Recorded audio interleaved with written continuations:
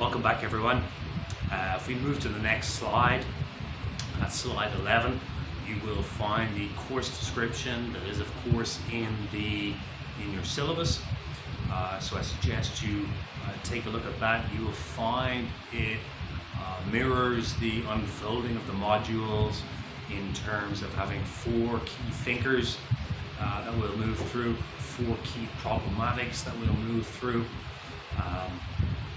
So if you have any questions on that, you can of course pose them in the discussion board, which you'll find on Canvas, right? Okay, if we move on, just a word, slide 12.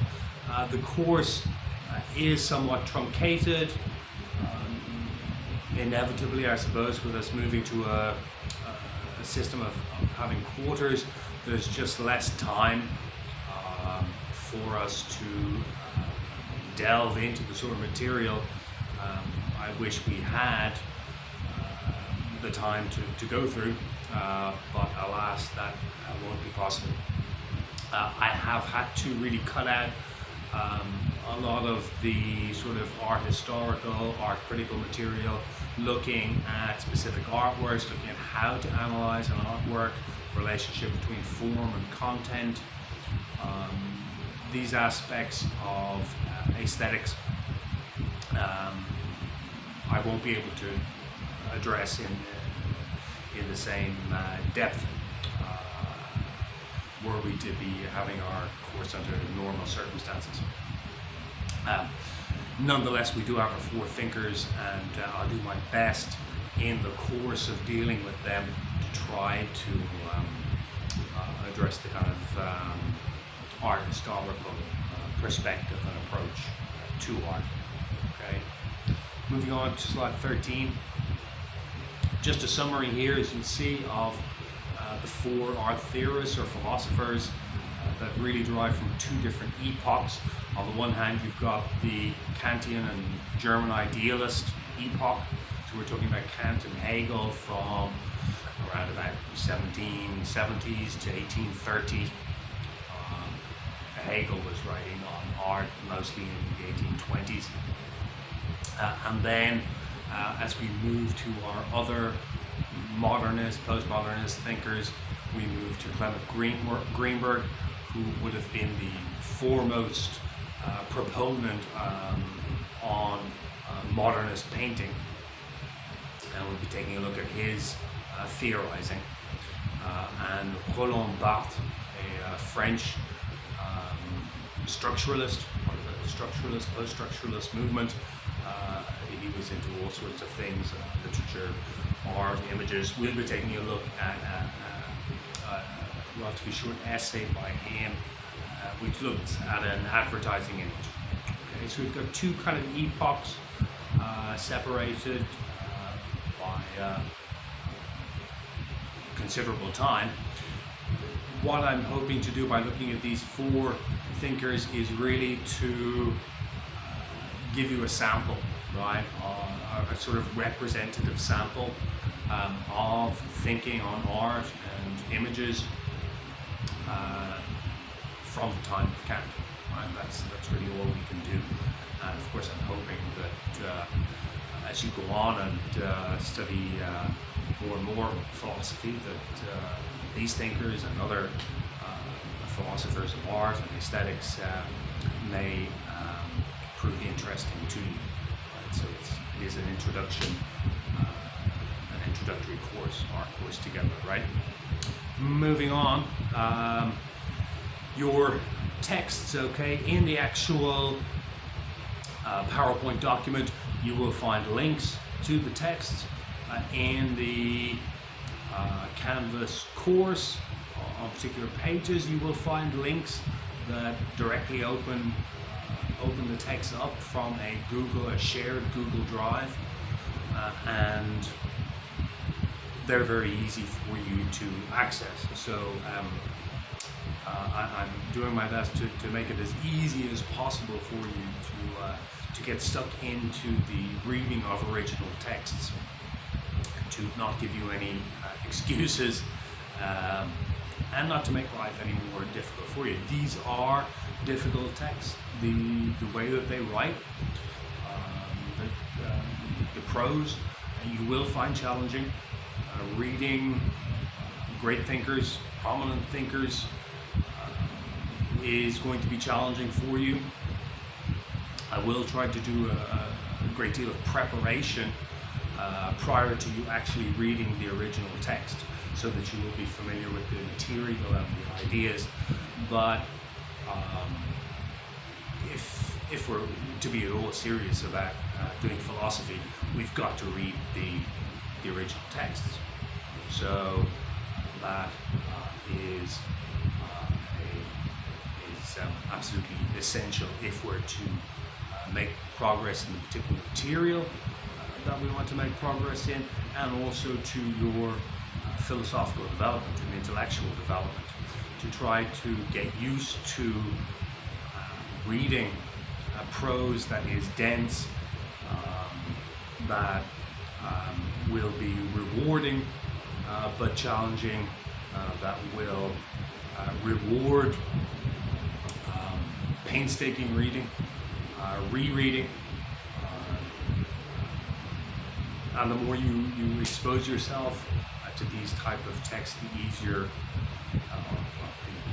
the more transparent they will become. But they're difficult, and it's going to require application and discipline, and a lot of help from me for you to get to grips with them. But such is our task, and it's something to be embraced. Something to be embraced. When we get to penetrate the minds of these brilliant thinkers, it's not going to be a walk in the park, right? It is going to entail some climbing of the mountain on our part. Okay. The text will also be available in an app that I've integrated into Canvas. You don't have to go off to another site or anything like that. It's there for you, and you will find the text there, and I have annotated them. So I have a lot of comments written on the text that might be explaining difficult terms for you, explaining difficult passages. So I'm doing my best to accompany you on the readings. I've also put there, as you will see, guide questions, right? Guide questions designed specifically to frame what is important in the text, right? If you can answer the question should give you a clue as to what the point the author is trying to make, and by being able to respond to these questions, you will have a pretty good idea that you have got the gist, the tenor of the text. Okay, moving on, slide 15. So here we've kind of looked at some images, and then we raised some questions and the problematics we'll be looking at. Here really I just put them in diagrammatic form for you, right? We move through different types of aesthetic objects, right? From the beautiful object, right, potentially the natural object we'll focus on in Kant. We won't be looking at Kant on art, unfortunately, one of the casualties of COVID, if you like. We'll be moving on then to artworks as historical, spiritual productions, right? Historical, spiritual. That word spiritual, geistlich, right, for Hegel, we shouldn't understand anything especially religious about it in this context. We're simply talking about, when he talks about Geist, it's related to the English word ghost, right? But we would translate it usually as spirit, or sometimes as mind, right? Because it has the sense of the intellect, but also that sense of spirit when you would talk about, say, the spirit of a team, right? There's that communal, collective togetherness, right? So a spiritual the artwork is produced by the human spirit. Okay, it emanates from, it's a production of a tradition, right? Not just of an artist, right? Because artists only exist within traditions. Even if they're trying to break away from the tradition, they're working against that tradition, right? So, the artwork is historical, spiritual production. We'll be looking at modernist art, as I mentioned, particularly in relation to how it seems, at least on the surface of things, to look very different from the art that had been produced hitherto. And finally, we'll move on to the sort of images that we are bombarded with in our daily lives now in post-modernity. And so 4 different objects, 4 different problematics. Is beauty in the eye of the beholder, or is it in the object, or is there some sort of dialectic, some sort of way of fusing these 2 elements to get a greater understanding of beauty? We'll be looking, as regards in the context of Hegel, we'll be looking at whether art is redundant, right, is obsolete as a cultural force shaping humanity. Right? There was a time when art was what fell within the domain of art was all the representation that there was. Right? There wasn't popular forms of media. There was no photography. There was no television. There was no internet. And art at this time was, of course, tended to be the preserve of the leisurely classes, right? The preserve of those who could afford it. And that age seems to have been have passed us by, right? With the invention, the advent of popular media, popular imagery, pop music, right? Well, classical music, right? So that's a question we'll be looking at. We'll be, this within the context of a famous proclamation of Hegel's, wherein he said that art is bygone, right? As a cultural force, right? As one of the forces alongside religion, alongside philosophical and scientific endeavor, one of the forces that has shaped humanity, but that in modern times, Hegel's modern times, he's saying that the entire span of art being at the forefront, the avant-garde, right, of shaping who and what humanity is, that age is at an end, and art matters now not so much as something that's going to shape who we are and who we become in the future. So it's quite a contentious statement. Right? It is, of course, related to the onset of modernist art, which really comes about shortly after Hegel's death. And modernist art, well, we have to ask what it is, right? And does it really represent the rupture with the past that it appears to represent? Greenberg, as we'll see, doesn't think that it constitutes a rupture in the way that we ordinarily think it does.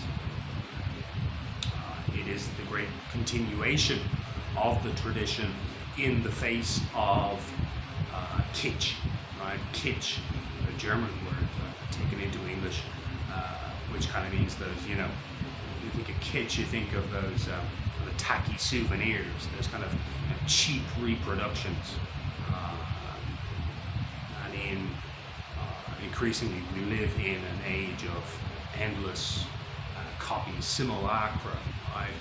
Fake copies, right? You got Las Vegas or something like that, right? It replicates all of the other originals around the world, Venice and Paris and the Eiffel Tower and the Leaning Tower of Pisa, this is kitsch. This is modern culture at its worst for Greenberg. Right? A modernist art had the task of preserving everything that is good about high art, fine art, in the face of this degradation of standards, in the face of Hollywood, in the face of television.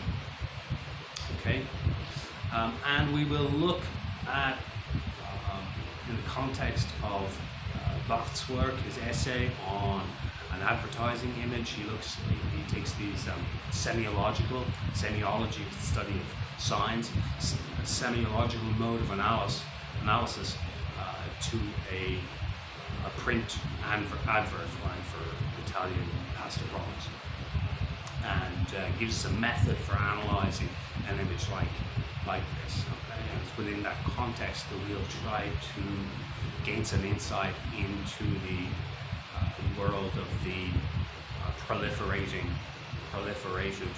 ubiquitous image that we are now very much in the middle of. Okay, next slide 16. Just a brief note about your modes of assessment. Okay, there are only 3 in our truncated course in our quarter. Okay, you'll have quizzes on Kant and Hegel, quiz on modernism and Greenberg and Barthes, and then finally there will be a group project, where you'll be analysing the interrelations between theorists that we've studied, and you can choose a couple of those theorists, and also choose some artworks. And the basic idea will be to put them into dialogue, right? Put the 2 theorists into dialogue, see where they perhaps have points of agreement, where they disagree, and also to look how their theories are borne out by or illustrated by particular images or artworks, or how artworks and images actually show that there are some deficiencies in their theorizing. I will talk lots more about that to you when the time comes, but that is going to be your major output. Right? So if the quizzes test your comprehension of sorts of difficult concepts and distinctions, theoretical frameworks of the various thinkers, then you're asked to try to bring that to bear in a more creative way in your group project. Okay. There will be other mandatory assignments that don't count towards your grade, discussion boards, right, where I can give you feedback on what you write as a group. Again, a lot of this will be done as a group, okay, because studying online, I think we need to have, it can all become a little bit too solitary, just staring in front of a computer screen at material.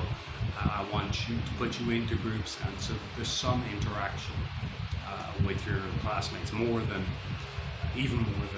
normal. I mean, obviously you would, were we working in class together, you'd be working in pairs, working in groups. Well, we're going to try and replicate that by putting you into groups. You read the material, you listen to me, and then you'll come together to try to respond to questions and tasks and assignments that I give you. Okay. 17, the quizzes will be multiple choice. What we're really testing here is the capacity to think clearly, think accurately, which is obviously very important in philosophy. You've got to be, you can't be hazy, all right? You can't have a general sort of hazy grasp of the material. You've got to have your thinking clear and crisp, right, when it comes to concepts and distinctions that we will look at. Okay. I'll say a bit more about the group project, slide 18 here. So it'll be to select no more than 3 artworks related, whether it's by having the same artist, or having a really similar theme, in similar formal aspects, and you want to be looking at potential artworks that can figure in your your project, and you're going to interpret those artworks in the light of the aesthetics theories that we studied. And so that theoretical material, I wanted not just to remain something entirely abstract, aloof from the specificity and particularity and materiality of artworks. I wanted to inform your ability to interpret an artwork, interpret a series of related, interrelated artworks. Okay. I also want you to put the two theorists that you choose into dialogue, right? Look at where their theories intersect, where they may contradict one another as well. Okay. Finally, let me say a word or two about myself. I do so because the course, the way that, professors' particular areas of specialization and competence inevitably influence how they approach a particular course, the material they choose for a particular course, and that's particularly true in my case.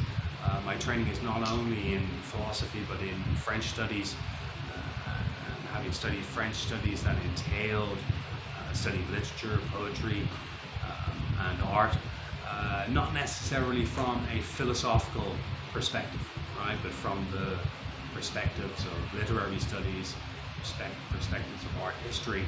So I'd like to think that I'm able to come and the question of art, beauty, aesthetic experience from these two perspectives.